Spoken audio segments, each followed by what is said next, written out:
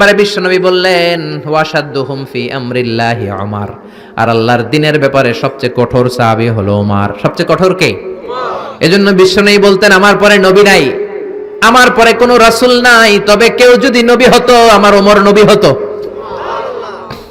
লা নবিয়্যা বা'দি ওয়ালা রাসূলা, আমার পরে কোনো রাসূল নাই, কোনো নবী নাই, তবে লাউ কানা বা'দি নাবিয়্যুন লাকানা উমর, যদি নবী হওয়ার যোগ্যতা কারো থেকে থাকে আমার ওমরের আছে। প্রভু তুমি বলেছ রাসূল দেবে না, বলনি দেবে না ওমর, বলনি দেবে না হামজা তারিক, খালিদ বিজয়ী সমর। প্রভু তুমি বলেছ রাসূল দেবে না। আল্লাহু আকবার। এই ওমরের মতো যদি লাঠির বাড়ি দেওয়া যেত, উনি নামাজেও লাঠি নিয়ে দাঁড়াতেন। আমাদের ইমাম সাহেবরা কেবলামুখী, আর পিছন থেকে একামত দেয় আল্লাহু আকবার আল্লাহু আকবার, আশহাদু আল্লা ইলাহা ইল্লাল্লাহ, আশহাদু আন্না মুহাম্মাদার রাসূলুল্লাহ, হাইয়া আলাস সালাতি হাইয়া আলাল ফালাহ, قد قامت الصلاة قد قامت الصلاة, আল্লাহু আকবার আল্লাহু আকবার, লা ইলাহা ইল্লাল্লাহ, আল্লাহু আকবার। সৌদি স্টাইলে একটু একামত শোনায় দিলাম। আমরা তো দুই বাক্যে বলি, আর এক বাক্যেই বলে। ইমাম সাহেব কিবলামুখী হয়ে দাঁড়ায় আর মুয়াজ্জিন একামত দেয়। ওমরের সুন্নাত, বিশ্বনবীর সুন্নাত এটা ছিল না। ওমরে ফারুক মুসল্লিদের দিকে হয়ে দাঁড়াতেন। ওমরে ফারুকের হাতে থাকতো একটা লাঠি, যার কাতার বাঁকা, লাঠির দিয়ে পায়ের উপরে বাড়ি আছে না নাই? এইরকম বাড়ি মেরে মেরে যদি সোজা করা যেত, কাতারে গ্যাপ থাকতো না। বিশ্বনবী বলতেন ওয়াসাদ্দুল খালাল, হাযু বাইনাল মানাকিবি ওয়াল আকদাম, এইটার সাথে ওইটা মিলাও। এই সাহাবী তার কাঁধের সাথে এই সাহাবীর কাঁধ মেলাতো, এই সাহাবীর কাঁধের সাথে এই সাহাবীর কাঁধ মেলাতো, এই সাহাবীর ডান পায়ের সাথে ওই সাহাবীর বাম পা, এই সাহাবীর বাম পায়ের সাথে ওই সাহাবীর ডান পা। বুনিয়ানুম মারসুস, সীসা ঢালা প্রাচীরের মতো। নবীর কেউ অ্যাটাক করতে আসলেও যেন আধা ঘন্টা লাগে এই প্রাচীর ভাঙ্গা আসতে। জোরে কোন ঠিক কি না? এই জন্য সাহাবীদের জামা সবার আগে এদিক দিয়ে ছিটতো, ধাক্কাধাক্কির কারণে নামাজে টাইট হয়ে তারা দাঁড়াতো। সাইয়েদনা ওমরে ফারুক লাঠি দিয়ে কাতার সোজা করে দিতেন। কারো যদি কাতার বাঁকা হতো লাঠি দিয়ে মারতেন, এই সোজা করো। এই জন্য লাঠিরও দরকার আছে না নাই? আবু বকরের মতো নরম হৃদয়ের সাহাবা যেমনি দরকার, ওমরের মতো গরম দু একটারও দরকার আছে না নাই? আমরা সারা জীবন ওয়াজ করলেও আপনারা নামাজি হবেন না, এটা জানি। যাদের নসিব ভালো দু চারজন হবেন, বেশিরভাগই বেনামাজি। আমি সারা জীবন যদি মাদক নিয়ে ওয়াজ করি, গাঞ্জা খাওয়া বন্ধ হবে?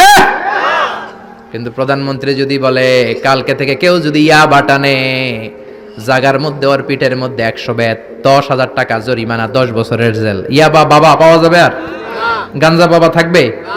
বাংলাদেশ থেকে গাঞ্জা নাই। প্রধানমন্ত্রী যদি বলে নামাজ না পড়লে 10,000 টাকা জরিমানা, এক ওয়াক্ত ছাড়বি 10,000 টাকা দিবি, বাংলাদেশের সব মানুষ মুসল্লি হয়ে যাবে। এজন্য বিশ্বনবী বলতেন ইন্নাল্লাহা লা ইয়াযা'উ বিল কুরআন, আল্লাহ কোরআন দিয়ে যেটা সমাজে করান না, ইয়াযা'উ বিস সুলতান, এটা ক্ষমতা দিয়ে করান। ঠিক কি না? প্রধানমন্ত্রী ক্ষমতার মসনদ থেকে মাইরের ঘোষণা দিবে, আর আমরা ওয়াজ কইরা যামু। ওয়াজ আর মাইরের সমন্বয়ে ইসলাম কায়েম করবে কে? আল্লাহ। শুধু ওয়াজ দিয়ে ইসলাম কায়েম হবে? ওমরে ফারুক তাই করতেন, লাঠি দিতেন, লাঠি দিয়ে সোজা করে দিতেন। এজন্য শয়তানও ওনারে ভয় পেত। বিশ্বনবী বলেন ওয়াল্লাযী নাফসি বিয়াদিহি, যে আল্লাহর হাতে আমার আত্মা, ওমর ওই আল্লাহর কসম করে বলি, মা সালাকা আশ-শাইতানু সালিকান ফাজ্জান ইল্লা সালাকা ফাজ্জান গায়রা ফাজ্জিক, তোমার যদি ইবলিস কোন রাস্তা দিয়ে আসতে দেখে, ইবলিসের বাপের কিরা, ইবলিস ওই রাস্তা ধুইয়া আরেক রাস্তা দিয়ে হাঁটে। ওমর তোমার যদি শয়তান দেখে তুমি এই দিক দিয়ে আসো, শয়তান জীবনও এই রাস্তা দিয়ে চলবে না, আরেক রাস্তা দিয়ে শয়তান দেয় দৌড়।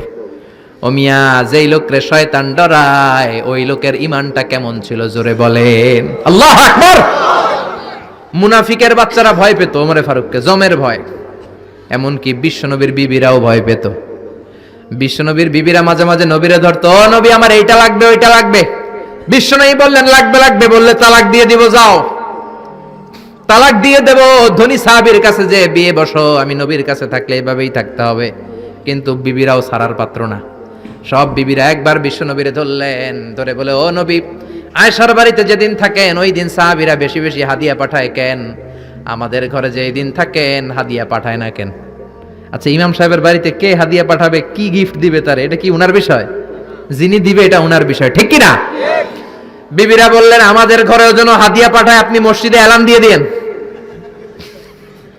বিশ্বনবী কয় আমি পারুম না, বিবিরা কয় পারতেই হবে। বিশ্বনবী বললেন না না, আমি এই কথা মসজিদে বলতে পারবো না। বিবিরা বললেন আপনি বলতেই হবে। ইন দা মিন টাইম দরজার বাইরে থেকে কে যেন সালাম দিল, আসসালামু আলাইকুম ওয়া রাহমাতুল্লাহ। বিশ্বনবী বললেন ওয়া আলাইকুম আসসালাম। বিশ্বনবী বুঝলেন সালামটার কারণ না, এটা ওমরের সালাম। বিশ্বনবী সালামের উত্তর দিয়া বিবিদের দিকে তাকায় দেখে একটা বিবিও নাই, সব অন্দরমহলে দৌড়। সুবহানাল্লাহ কইবেন না? এই ভয়টা কিন্তু আবার ডাকাইত দেখলে যেই ভয় ওইটা না, এটাকে আরবিতে বলে হাইবাত। হাইবাতু ওমর, ওমরের হাইবাত এমন ছিল, শয়তান ভয় পেত, মুনাফিকরা জমের মতো ভয় পেত। আমাদের মা উম্মুল মুমিনিন বিশ্বনবীর বিবিরা ওমরের কে ভয় পেত। সুবহানাল্লাহ। আমরা বাচ্চারা যদি না খায়, খেতে চায় না, আমার এক মেয়ে ছোট্ট খেতে চায় না, গল্প বলে খাওয়াই, আমি এদিক দিয়ে খাওয়াইলে ওদিকে দৌড়, এদিক দিয়ে ধরলে ওদিকে দৌড়। আপনাদের ছেলে মেয়েদের একই অবস্থা, বাচ্চারা খেতে চায় না, ঘুমাতে চায় না। তখন আমরা বলি ঘুমাও না হলে বাঘ আসবে বাঘ, বিড়াল আসবে বিড়াল। আপনারা কি কোন? আর ওরাতে হ্যাঁ বিলাই বিলাই আইবো, কুত্তা আইবো। আমরা বলি কুকুর আসবে বিড়াল আসবে, ঘুমাও ঘুমাও। বাচ্চারা তখন ভয়ে ঘুমায়। ওমরে ফারুক যখন মদিনার গভর্নর, মদিনার প্রেসিডেন্ট, মদিনার মায়েরা বিড়াল আর বাঘের ভয়ে দেখাতো না। বাচ্চারা যখন মদিনাতে খেতে চাইতো না, ঘুমাতে চাইতো না, মদিনার মায়েরা বলতো তাড়াতাড়ি ঘুমাও, ওই যে ওমর আসতেছে ওমর। চিৎকার করে পড়েন আল্লাহু আকবার। সবার জন্য সমান নীতি। 10 বছরে গোটা বিশ্বের অর্ধেক ক্যাপচার, পৃথিবীর অর্ধেকটা ক্যাপচার করলেন সাইয়েদনা ওমর। নিজ হাতে পিটিয়ে নিজের ছেলেকে বেহুশ করেছেন, আরেক বর্ণনায় আছে পিটিয়ে ছেলেটাকে নিহত করেছেন। যদি বর্ণনাটা দাইফ, কিন্তু আমাদের জন্য শিক্ষা আছে বর্ণনায়। হঠাৎ একবার ঘরে ঢুকলেন, ওই ছেলের নাম ছিল আবু শাহমা, মূল নাম আব্দুর রহমান। ওনার বিখ্যাত যে ছেলে আব্দুল্লাহ ইবনে ওমর, উনি আরেকজন। আরেক ছেলে ছিল আব্দুর রহমান, মারুফুন বিআবি শাহমা, সবাই তারে ডাকতো আবু শাহমা বলে। একদিন ঘরে ঢুকে দেখে মদের গন্ধ পাওয়া যায়। আবু শাহমারে বললেন ইয়া আবা শাহমা আশারিবতা খামরান, মদ খাইছস? কয় না আব্বা, শারিবতু নাবিজান, নাবিজ খেয়েছি। খেয়াল রাখবেন মদ হারাম, মদ খেলে আসিবেত, কিন্তু নাবিজ খাওয়া হালাল। নাবিজ হচ্ছে আরব দেশেরা খায়, সাদা দুধের মধ্যে রাতে শক্ত খুরমা যদি 5টা ফেলে রাখেন, সকালে ওইটা দেখবেন দুধের রং আর সাদা নাই, খুরমার রস টেনে দুধটা লাল হয়ে গেছে। এটা খেলে স্বাস্থ্যের জন্য আরব দেশে খুব ভালো, কিন্তু এটা রাতে ভিজাইলে সকালেই খাইতে হবে। এটা যদি 3 দিন রেখে দেন, 4 দিন রেখে দেন, এটা তারির মতো মদ হয়ে যাবে, মাতলামি হবে, খাওয়া যাবে না। ওমরের ছেলে ওই মজাটা নেয়ার জন্য 4 দিন ভিজায় রাখছে, তারপরে এই নাবিজ নামক মদ খেয়েছে। ওমর বললেন মদ খাইছস নাকি? আবু শামা বলে খাই নাই। ওমর বললেন তাআলা ইলে, এদিকে আয়, ইফতাহ ফামাক, মুখ খোলো। মুখ খোলার পরে গন্ধ নিয়ে দেখে নাবিজ মাখানো মদের গন্ধ পাওয়া যায়। কোনো কথা নাই, কলারটা ধরলেন, টানতে টানতে মসজিদে নববীর বারান্দার পিলারে নিয়ে বাঁধলেন। জোরের আজান হলো, নামাজ পড়লেন। নামাজের পরে সালাম ফিরালেন। সালাম ফেরানোর পরে বললেন মাকানাকুম ইনদানা হাদ। নামাজের পরে সুন্নত পরে সবাই বসবেন, একটা বিচার আছে। এই গুরুদণ্ড, এটাকে আরবিতে বলে হাদ, প্লুরাল হচ্ছে হুদুদ। সবাই যখন ওযু করে ঢুকতেছিল, বারান্দায় দেখে ওমরের ছেলে বাধা। সবার চিন্তা, হায় হায় কি ঘটনা ঘটলো, প্রেসিডেন্টের ছেলে পিলারের মধ্যে বাধা কেন? নামাজের পরে হাজার হাজার সাহাবী সবাই বলল খলিফা কি হয়েছে? মাল আমর, হোয়াট হ্যাপেন্ড? ওমরে ফারুক বললেন এটাই নাবিজ খেয়েছে, তবে এটা মদ হয়ে গেছিল, এখন আশীর্বাদ দিব। কানা ঘুষা কানা ঘুষা, হাজার হাজার সাহাবী। কেউ কেউ বলল খলিফার ছেলে তো মনে হয় মারবে না, ধমক দিয়ে ছেড়ে দিবে। এরকম কিছু বিচার দেশে আছে না নাই? মিলায় দেয়, ঘুষ খায়া ছাইরা দেয়। এমপির পোলা হইলে 7 খুন মাফ, চিল্লা এখন ঠিক না? কেউ বলে না ওমর সারার পাত্র না, তবে 80টা মারবে না, 40টা দিবে অ্যাটলিস্ট। কয়টা? ওমর ফারুক চেয়ারে বসলেন, হাজার হাজার মানুষ, পিনপতন, নীরবতা। জল্লাদরে বললেন হাতি জিলদ মিন বাইতুল মাল, বাইতুল মালের ঘর থেকে খেজুর গাছের চামড়া দিয়ে বানানো বড় সাইজের একটা চাবুক আন, সবচেয়ে বড়টা আনবি। সবচেয়ে বড়টা আনা হলো। এবার ওমরে ফারুক বললেন ইবদা বিসমিল্লাহ, শুরু কর আল্লাহর নামে। সাইয়েদনা ওমর ফারুকের সামনে দাঁড়িয়ে জল্লাদ মারবে 80টা বাড়ি, মারতে শুরু করেছে। ওয়াহিদ, ইসনাই, তালাতা, 3 বারি মারার পরে ওমরে ফারুক জল্লাদকে দিলেন এক থাপ্পড়।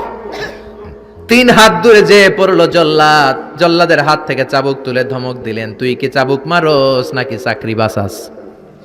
আস্তে মারলি কেন? আসলে আস্তে মারে নাই, দেহে যত জোর ছিল, ওমরের হুকুম তামিল করবে না এরকম জল্লাদ মদিনায় ছিল না, জোরে কোন ঠিক কিনা? যত জোর ছিল তত জোরে মেরেছে, কিন্তু ওমরের পছন্দ হয় নাই। ওমর বললেন, ইনদাকা তালাতা ইনদি ওয়াহিদ, তোর হিসাবে 3টা, আমার হিসাবে মায়ের হইছে 1টা। আমি 2 নাম্বার থেকে শুরু করব। 2 3 মারতেছে কে? মদিনাতে উনারসে পালোয়ান আর কেউ নাই। এক একটা বাড়ির আঘাতে ওমরের ছেলে আবু শামা চিৎকার করে কাঁদে। এক একটা বাড়িতে চামড়া ছিঁড়ে যায়, রক্তগুলো ছোপ ছোপ করে নববীর দেয়ালের মধ্যে লাগে। ছোট্ট ছেলেটা ডেকে বলে, আব্বা আমারে মাফ করে দাও, আর জীবনে মদ খাবো না।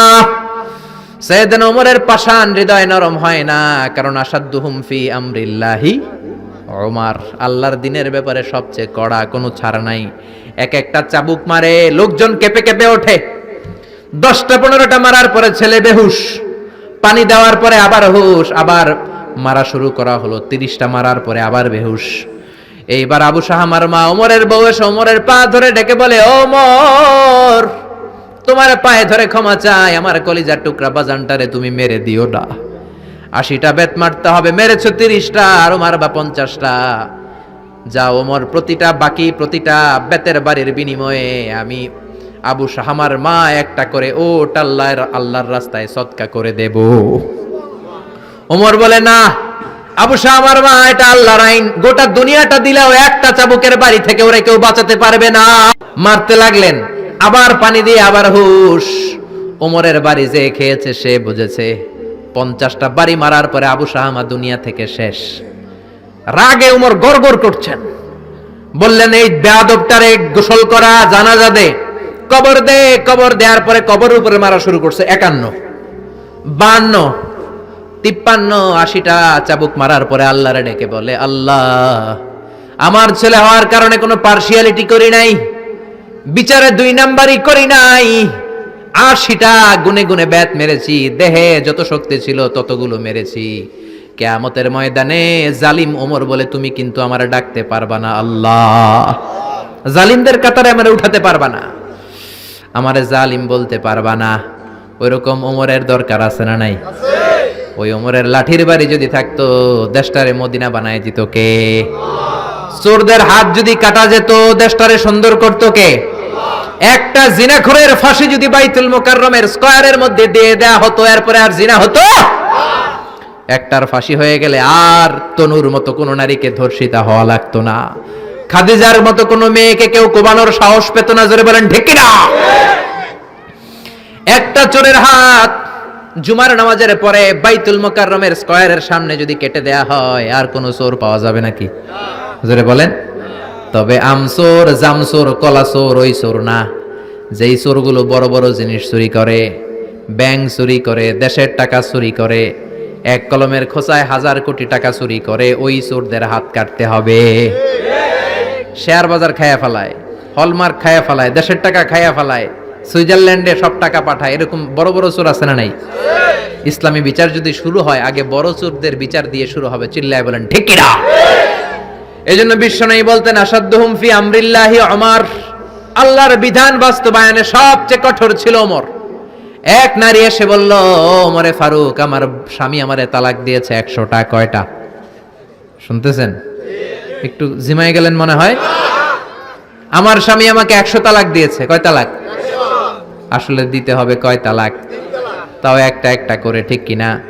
ওমরে ফারুক ডেকে আনলেন, স্বামীরাও আনলেন, বউরে আনলেন। ও স্বামী, কয় তালাক দিছো? কয় 100টা দিছি। ওমরে ফারুক বললেন, তালাক হচ্ছে মিন শাআইরিল্লাহ, এটা আল্লাহর নিদর্শন। আল্লাহর নিদর্শন নিয়ে ফাইজলামি করার অনুমতি তোরে দিছে কে? 3 তালাকে তোর বউ তালাক, বাকি 97 তালাক তোর পিঠের উপরে পড়বে। সুবহানাল্লাহ। বাড়িতে যে বউরে 100 তালাক দিছে এক ডাকায়, ওমর ফারুক বললেন, 3 তালাকে তোর বউ তালাক, বাকি 97 তালাক তোর পিঠে। এজন্য লাঠির দরকার আছে না নাই? ওমর ফারুক জোহরের নামাজের ইমামতি করলেন। নামাজের পরে দেখলেন একদল লোক গোল হয়ে বসে জিকির করে, আসরের পরেও দেখলেন গোল হয়ে জিকির করে, মাগরিবের পরে দেখলেন সব লোক কাজে চলে যায়, ওই একদল লোক জিকির করে। ওমরে ফারুক বললেন, মান আনতুম, তোমরা কারা? কয় নাহনু আল মুতাওয়াক্কিলুনা আলাল্লাহ, আমরা আল্লাহর উপর তাওয়াক্কুলকারী, তো কাজবাজ নাই, খালি জিকির করো। খাও দাও কিভাবে? কয় আমাদের জিকির দেখে লোকজন খানা দিয়া যায়। ওমরে ফারুক বললেন, তাহলে তো তোমরা মুতাওয়াক্কিলুনা আলাল্লাহ নও, তোমরা হচ্ছে আল মুতাওয়াক্কিলুন বা'দুকুম আলা বা'দ, একে অপরের উপর তাওয়াক্কুলকারী। যারা তোমাদের জন্য রুটি নিয়ে আসছে এদের উপর তাওয়াক্কুলকারী। কে বলেছে নামাজের পরে বসতে? ফাইদা কুদিয়াস সালাতু ফান্তাশিরু ফিল আরদ ওয়াবতাগু মিন ফাদলিল্লাহ। নামাজ শেষ তো বের হয়ে যাও। ছাত্র যাবে স্কুলে, জনপ্রতিনিধি যাবে, মেম্বার অফ দ্য পার্লামেন্ট যাবে পার্লামেন্টে, শিক্ষক যাবে কলেজে। যারা তোমরা কোনো কাজ করো না, বসে থাকো কেন? খবরদার, আজকের নামাজের পরে যদি কোনো নামাজের পরে যদি গোল হয়ে বসে থাকতে দেখি, পিটাইয়া মসজিদে নববী থেকে বের করে দেব। কাজ করতে যা, এলাকায় যে কাজ কর, বিবি বাচ্চার খবর নে, চিল্লা এখন ঠিক না, ছাড় দেন নাই, পিটাইয়া মসজিদ থেকে বের করে দিয়েছেন। আল্লাহু আকবার। এজন্য বিশ্বনবী বলেছেন, আরহাম উম্মতি বি উম্মতি আবু বকর। সাহাবীদের মধ্যে সবচেয়ে কোমল হৃদয়ের অধিকারী কে ছিল? আর সবচেয়ে কঠোর কে ছিল? 3 নম্বরে বিশ্বনবী বললেন, ওয়াসদাকুহুম হায়ান উসমান, সবচেয়ে লজ্জাশীল সাহাবী উসমান। নারীরা এত লজ্জাশীল ছিল না, সাইয়েদনা উসমান যতটা লজ্জাশীল ছিল। এখন আমাদের সমাজে লজ্জা শরমের বালাই নাই। কি করে আমরা বেশরম হব, বেলাল্লাপনা, অশ্লীলতা কি করে ছড়াবো, এগুলো ট্রেনিং সেন্টার আমাদের ঘর।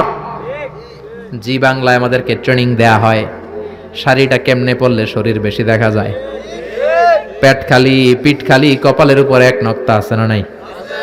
জোরে কোন? কপাল পোড়া। প্রতিদিন আমরা ট্রেনিং প্রাপ্ত, প্রতিদিন জি বাংলা স্টার জলসায় শাশুড়ি আর বউয়ের মধ্যে কেমনে গিরিঙ্গি লাগানো যায়। আচ্ছা নাই? বিশ্বনবী বললেন, ইযা লাম তাস্তাহি ফাসনা মা শিতা, যদি শরম না থাকে তোর যা মন চায় তাই করতে পারবি। এই জন্য আল হায়াউ শু'বাতুম মিনাল ঈমান, লজ্জা হলো ঈমানের অঙ্গ, যার লজ্জা নাই তার ঈমান নাই। এজন্য লজ্জা শরমের দরকার আছে না নাই? বিশ্বনবী ছোট্টবেলা থেকেই লজ্জাশীল ছিলেন। বিশ্বনবীর দুধমা হালিমা, তিনি বলেন, 2 বছর মুহাম্মদ আমার দুধ খেলো, 5 বছর ছেলেটারে আমি পাললাম, 5 বছর লালন পালন করেছি। 5 বছরের মধ্যে শিশু মুহাম্মদকে আমি কোনোদিন কাঁদতে দেখি নাই। ব্যথা পেলেও মুহাম্মদ কাঁদে না, ক্ষুধা লাগলেও মুহাম্মদ কাঁদে না। শুধু লজ্জাস্থানের জায়গা থেকে কাপড়টা একটু সরে গেলে শিশু মুহাম্মদ কেঁদে দেয়। ছোট্ট বাচ্চা ব্যথা পায়, কাঁদে না। বিশ্বনবী কাঁদতেন না, ক্ষুধা লাগলে কাঁদতো না, লজ্জাস্থান থেকে কাপড় সরলেই কাঁদতো। বিশ্বনবীর বয়স 7 কিংবা 8। মক্কাতে কাবা নির্মাণ হবে। মক্কার সবাই কয়, আমরা সবাই এই কাজে অংশগ্রহণ করব। কাবা ঘর বানাইলে ওটাতে সওয়াব আছে না নাই? তো কিভাবে অংশগ্রহণ? পাথর কেটে কেটে পাথর দিয়ে কাবা বানাবে। সবাই পাথর টানে, বিশ্বনবীও টানে। বিশ্বনবীর বয়স 7 কিংবা 8, ওনার বয়সের ছেলেরা সবাই পরনের লুঙ্গি খুলে কাঁধের মধ্যে রেখেছে, আর কাঁধের উপরে একটা করে পাথর টানে যাতে ব্যথা না পায়। ছোট্ট বাচ্চারা লুঙ্গি খুলে ফেলে না? গ্রীষ্মকালে দেখবেন পুকুর একটা পাইলে লুঙ্গি ধুইয়া সবটি সাঁতার, আছে না নাই? পিড়াইয়া উঠানো যায় না, সবগুলো ডুবায়, চোখগুলো লাল করে ভূতের মতো হয়ে ওঠে। এলাকায় পুকুর টুকুর নাই বোধহয়? আছে আছে আছে। বিশ্বনবী লুঙ্গি খোলে না, সবগুলো সমবয়সের বাচ্চা লুঙ্গি খুলে ভাঁজ করে এখানে রেখে একটা পাথর টানে। আমার নবী 2টা করে টানে। সবাই টানে কয়টা করে? নবী টানে কয়টা করে? সব বাচ্চারা লুঙ্গি খোলা, বিশ্বনবীর লুঙ্গি পরনে। আবু তালেবের চোখে এটা পড়লো। আবু তালেব বলে, ও ভাতিজা মুহাম্মদ, তোমার বয়সের বাচ্চারা লুঙ্গি খুলে পাথর টানে, সবাই টানে একটা, তুমি টানো 2টা। কেন রে ভাতিজা, তুমিও লুঙ্গি খোলো, লুঙ্গিটা কাঁধে রেখে তারপরে পাথর টানো। বিশ্বনবী বললেন, না চাচা, আমার সমস্যা নাই, আমি লুঙ্গি খুলবো না। চাচা কই খোলো। আমরা অনেক বাচ্চাদেরকে বলি, আরে তুই ছোট মানুষ, খোল বেটা, খোল খোল খোল, কিচ্ছু হবে না, বলি না? কখনো এগুলো বলবেন না। ও ছোট্ট হলে ওর একটা প্রেস্টিজ আছে না নাই? ওর একটা আত্মসম্ভ্রম বোধ আছে না নাই? এখনো যদি লুঙ্গি খোলা শিখান, অশ্লীলতা শিখান, তাহলে এই ছেলেগুলো হবে ডাকাত, এগুলোই হবে বাংলা ভাই, ইংরেজি ভাই, অঙ্ক ভাই, এগুলো হবে পিচ্চি হান্নান, এরশাদ শিকদার, কালা জাহাঙ্গীর, লতিফ সিদ্দিকীর মতো মন্ত্রী। এখন থেকে যদি লাজুকতা শিখান, ভদ্রতা শিখান, কোরআন শিখান, তাহলে এই ছেলেগুলো বড় আলেম হবে, মুফাসসিরে কোরআন হবে। এই ছেলেগুলো হাফেজ জাকারিয়ার মতো হবে, ফজলে রাব্বি আদলের মতো হবে, বড় বড় ইমাম হবে, মুফাসসির হবে। চিল্লায় বলেন ঠিক কিনা? চাচা বলে মোহাম্মদ লুঙ্গি খোলো, আরে ছোট মানুষ খোলো। বিশ্বনবী বলে না, আমি ছোট হতে পারি কিন্তু লুঙ্গি খুলবো না, আমার কোনো সমস্যা নাই। চাচাকে আরে খোলো মিয়া বলে লুঙ্গির গোছা ধরে টান দিছে, টান দিতে দেরি, মুহূর্তের মধ্যে বিশ্বনবী বেহুশ হয়ে জমিনে পড়ে যায়। বিশ্বনবীর জীবদ্দশায় পৃথিবীর কোন মানুষ বিশ্বনবীর লজ্জাস্থান দেখে? জোরে বলেন দেখে? এজন্য খবরদার, তোমার বোনের পেট পিঠ খালি থাকতে পারবে না, কপালে এক নোক্তা থাকতে পারবে। তোমার বোন বললেই তুমি তারে পাখি ড্রেস কিনে দিতে পারবা না, লেহেঙ্গা 2 পিস 3 পিস কিনে দিতে পারবা না। তুমি যদি এগুলো আদরের বোনকে কিনে দাও, আল্লাহর সুপ্রিম কোর্টের কাঠ গড়াতে তোমারও আসামি করে দাঁড় করাবে কে? বাবা খবরদার, মেয়েদের সব আবদার পূরণ করবেন না। হেজাব পরানো শিখান, বোরকা পরানো শিখান। একটা মেয়ে যখন বোরকা পরে রাস্তায় বের হয়, মনে হয় জান্নাতের হুর দুনিয়ায় এসেছে। একটা মেয়ের সৌন্দর্য তো হেজাবে, সৌন্দর্য তো বোরকার ভেতরে, সৌন্দর্য তো পর্দার ভেতরে। চিল্লা এখন ঠিক কিনা? আবার কিছু নানি আছে বয়স 90, উনি হাত মোজা পা মোজা, আর সাথে 16 বছরের 18 বয়সের নাতনিরে নিয়ে বের হইছে। এমন দৃশ্য এলাকার সব পোলারা পিছনে পিছনে লাইন ধরে আছে না নাই? মায়ের বয়স 60, হাত মোজা পা মোজা। আপনি হাত মোজা পরছেন কেন? আপনি তো অল্প কাপড় পরে বেরোলেও কোনো সমস্যা নাই। আপনি তো এক্সপায়ার্ড, আপনার ডেট এক্সপায়ার্ড, ঠিক কিনা?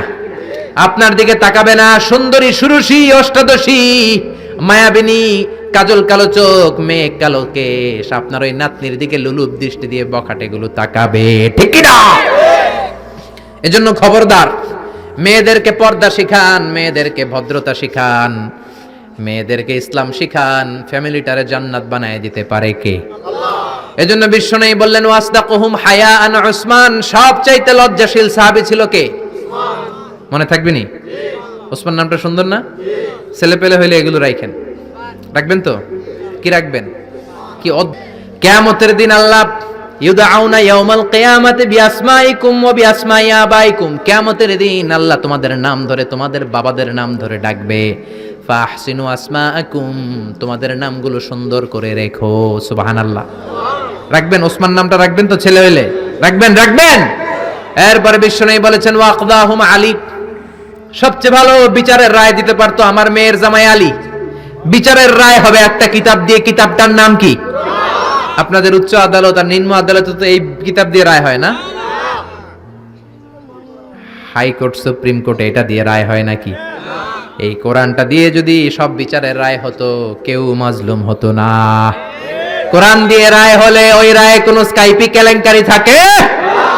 কোরআন দিয়ে রায় হলে ঘুষ খাওয়ার সুযোগ থাকে?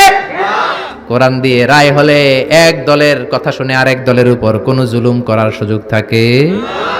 এজন্য রায় দিতে হবে কি দিয়ে? ওমান লাম ইয়াহকুম বিমা আনজালাল্লাহু ফাউলাইকা হুমুল কাফিরুন। সুবহানাল্লাহ। আল্লাহ 3 বার বললেন কোরআন দিয়ে যে রায় দেয় না, বিচারের রায় যারা কোরআন দিয়ে ঘোষণা করে না, এক জায়গায় বললেন জালেম, এক জায়গায় কাফের, এক জায়গায় ফাসিক। এজন্য কোরআন দিয়ে বিচারের রায় হওয়ার দরকার আছে না নাই? কোরআনকে সংসদে পাঠানোর দরকার আছে না নাই? এমনি এমনি হেঁটে চলে যাবে কোরআন সংসদে নাকি পাঠাইতে হবে? ভালো নেতা বানাইতে হবে। যারা কোরআন মানে, যারা কোরআনের পক্ষে, এরকম নেতা বানানোর দরকার আছে না নাই?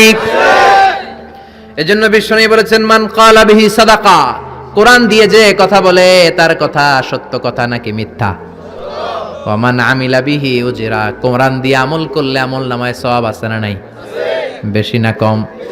ওমান হাকামা বিহি আদালা, কোরআন দিয়ে যে বিচারের রায় দেয় ওইটাই সবচেয়ে সেরা বিচার, ঠিক কি না? আল্লাহ দেশে কোরআনের বিচার কায়েম করুক, পড়ে না আমিন। 5 নম্বরে বিশ্বনবী বললেন ওয়া আকরাহুম উবাই ইবনে কাব, সাহাবীদের মধ্যে সবচাইতে সুন্দর তেলাওয়াত করতে পারতেন, তাসবিহদের সাথে সবচাইতে সুন্দর তেলাওয়াত করতে পারতেন উবাই ইবনে কাব। কি নাম? এগুলো জানেই না, জানতেও চায় না, খালি নাম মুখস্থ করে। সালমান খান, শাহরুখ খান, অমুক খান, তমুক খান, পড়েন উবাই ইবনে কাব। উনি ছিলেন সবচেয়ে বড় কারি। বিশ্বনবী কিন্তু তারাবির সালাত এইভাবে পড়তেন না, কিয়ামুল লাইল করতেন। রাতের সালাত সবসময় 8 রাকাতের বেশি বিশ্বনবীর ছিল না। ওমরে ফারুকের সময় উনি এই উবাই ইবনে কাবের নেতৃত্বে মসজিদে নববীতে 20 রাকাত তারাবি চালু করে দিলেন। সুবহানাল্লাহ বাড়িতেছে কার নেতৃত্বে? উবাই ইবনে কাবের নেতৃত্বে। আর বললেন নি'মাল বিদআতু হাযিহি, কত সুন্দর একটা বেদাত চালু করে দিলাম। উনাদের বেদাত চালু করার অথরিটি ছিল, কারণ তারাই ছিলেন দ্বীনের ধারক এবং বাহক। চিল্লায় এখন ঠিক কি না? কেমন করে উনি কোরআন পড়তেন? বিশ্বনবী একদিন উবাইকে বললেন, ও উবাই, ইন্নাল্লাহ আমারানি আন আকরা আলাইকা ইয়া উবাই, আল্লাহ আমাকে আদেশ করেছেন যেন আমি নবী নিজে তোমার কাছে যে কোরআন শোনাই। কল্পনা করতে পারেন বিশ্বনবীর উপর কোরআন নাজিল হয়, আর বিশ্বনবীরে বলা হলো, আল্লাহ বিশ্বনবীরে বললেন, ও নবী আপনি উবাইয়ের কাছে যে কোরআন শোনাবেন। এই কথা শুনে উবাই সহ্য করতে পারে নাই, চিৎকার দিয়ে বলেন, নবী আসাম্মানি, আসলে কি আমার নামটা ধরে আল্লাহ বলছে যে আমার কাছে এসে কোরআন শোনাতে? বিশ্বনবী বললেন, বালা, হ্যাঁ তোমার নামটাই আল্লাহ ধরে বলেছে। উবাই চিৎকার দিয়ে কেঁদে কেঁদে বললেন, ও নবী এই কোন কথা আপনি আমার শোনালেন? আপনার উপর কোরআন নাজিল হয় আর আপনি এসে আমার কাছে কোরআন শোনাবেন। এটা ছিল বিশ্বনবীর অভ্যাস। সাহাবীদের কাছে উনি কোরআন শোনাতেন, আবার সাহাবীর কাছ থেকে নিজে শুনতেন। এজন্য বাবা ছেলের কাছে শোনাবেন, বলেন, ও ছেলে, ও আমার কলিজার টুকরা বাজান, দেখ তো আমি সূরা 3 তেলাওয়াত করি, আমারটা হয় কিনা। আবার ছেলেরে বলবেন, ও বাবা তুমি একটু সূরাতুদ দুহা তেলাওয়াত করে শোনাও। শান্তি আর কি লাগে? What do you mean by peace? What is the definition of peace? শান্তি কি? শান্তি হচ্ছে আপনিও কোরআন পড়বেন, ছেলেও পড়বে, বিবিও পড়বে, এটাই শান্তি, ঠিক কি না? বাবা ছেলেরে কোরআন শোনাবেন, ছেলে বাবারে কোরআন শোনাবা, স্বামী স্ত্রীরে শোনাবেন, স্ত্রী স্বামীরে শোনাবেন, শাশুড়ি বৌমারে শোনাবেন, বৌমা শাশুড়িরে শোনাবেন, তাহলে আর ঝগড়া হবে না, ঠিক কি না? বাবা যদি বলে 3 জন মিলে সূরা ইয়াসিন মুখস্থ শুরু করলেন, 2 দিন পর পর খোঁজ নেন, ও ছেলে, ওরে বাবা তোর কয় আয়াত মুখস্থ হইছে? আমার হইছে 20 আয়াত। ছেলে বলে, বাবা তোমার মাত্র 20 আয়াত, আমি তো মুখস্থ করে ফেলছি 30 আয়াত। ছেলেদের মেধা, বাচ্চাদের ব্রেন শার্প হয়, ঠিক কি না? বিবি বলবে, আমি রান্নার কারণে বেশি করতে পারি না, আমি করছি 7 আয়াত। আহা, এরকম ফ্যামিলি আমরা চাই কি চাই না? ফ্যামিলিটা যদি এরকম হয় আর কি লাগে, ঠিক কি না?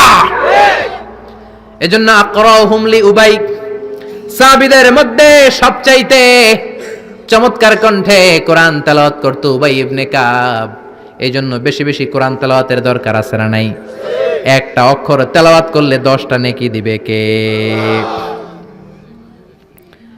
10টা করে নেকি। একটা করে আয়াত তেলাওয়াত করবেন, জান্নাতে আপনার বিল্ডিং কে 1 1 তলা লম্বা করে দিবে কে? পৃথিবী